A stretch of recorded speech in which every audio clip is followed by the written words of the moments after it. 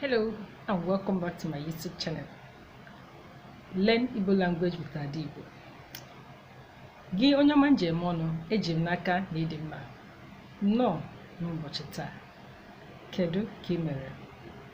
If today is your first time of seeing the video, please kindly subscribe to this channel and stay tuned for Igbo things. Maka na asụsụ anyị bụ njirimara anyị. In today's video, I want to express myself. I am so happy and I want to appreciate God. Ama m na what ihe na-ekwu. Achọrọ m ịgbara gị egwu nwa amadi a na-akpọ Gozie Okeke. YouTube, I don't have rights over this music, but I want to dance this music to express myself. Onye kụrụ egwu a bụ Gozie Okeke. Egwu ya na-amasị m. Achọrọ m ịgbarụ gị egwu a n'ụbọchị taa ka ị nwee aṅụrị. Egwu Igbo, oyibo adịrị ya. Ọ ihe njiri wee fụ ya bụ nwa amaji n'anya. Ọ na-agụ egwu Igbo na-agụsi ya ike. Igbo song by Gozie Okeke. Ngwa chebiri m ka ị gbarụ egwu.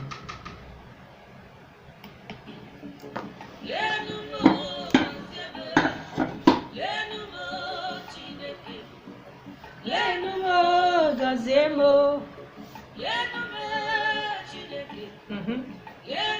Ikabulame Lenume Chineke Lenumo Gozemo Lenumo Chineke Yes, Lenume Gozemo Gozemo Lenume Chineke Lenumo Gozemo Yes, Biliani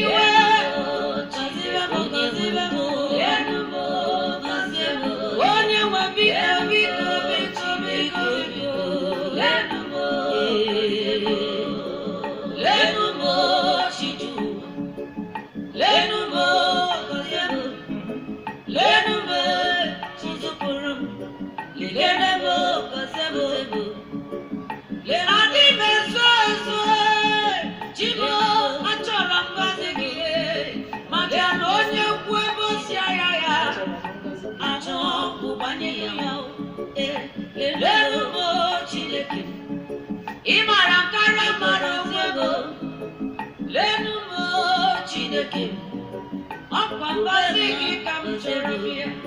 Lenumo Chineke Eze biko bizie odo.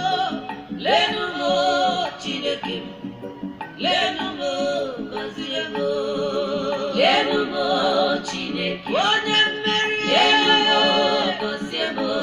Biko biko Chineke Lenumo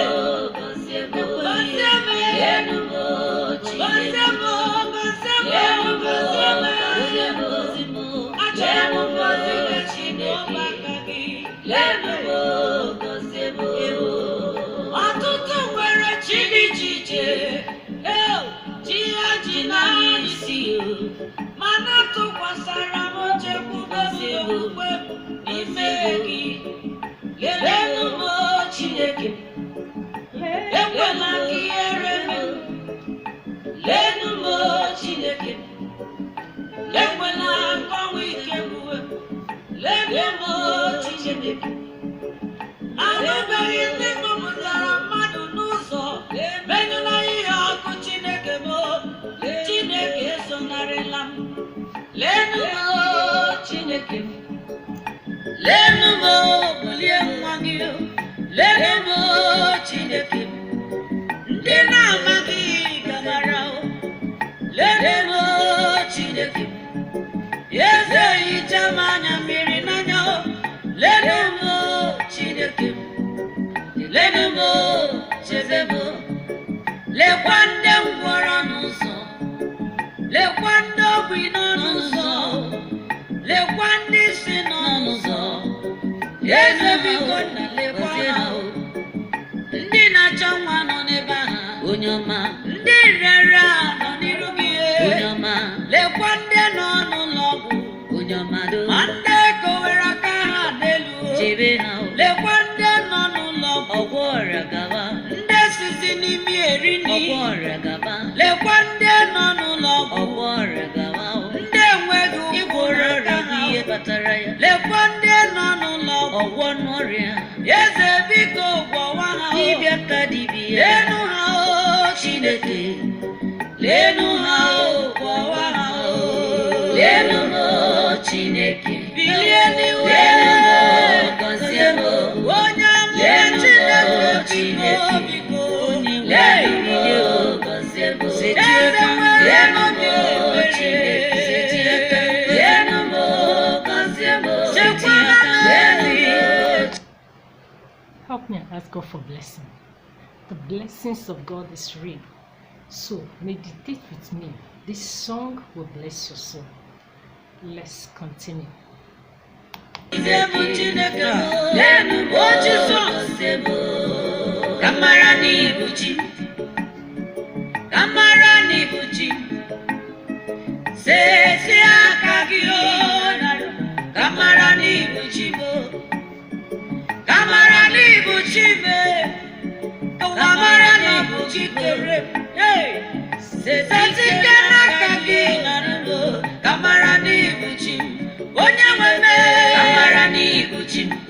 Chineke amara n'ibuchi, biko biko setia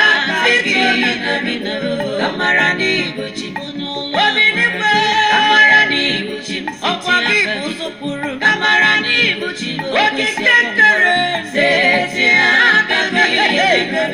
amara n'ibuchi, ndị na-amaghị ga-amara ndị na-ekweghị ga-ekweta wise tie aka gị n'isi mbụ amara n'ibuchi onye ọma, ụwa mara n'ibuchi eze ka ha mara na ọ bụ gị kere ewo setie aka gị nọrọ m ụwa mara n'ibuchi obema ka mara n'ibuchi eze ka mara n'ibuchi m ewo setie aka gị na biznes igbo ka mara n'ibuchi obobu ka mara n'ibuchi ụzụkpụrụ ka mara n'ibuchi m ewo setie aka gị n'ezinụlọ m ka mara n'ibuchi chimo ka ha kwere n'ibuchi chibụ ọgwụ ụwa mara na ọ bụ gị kpọrọ m n'ọrụ setie aka gị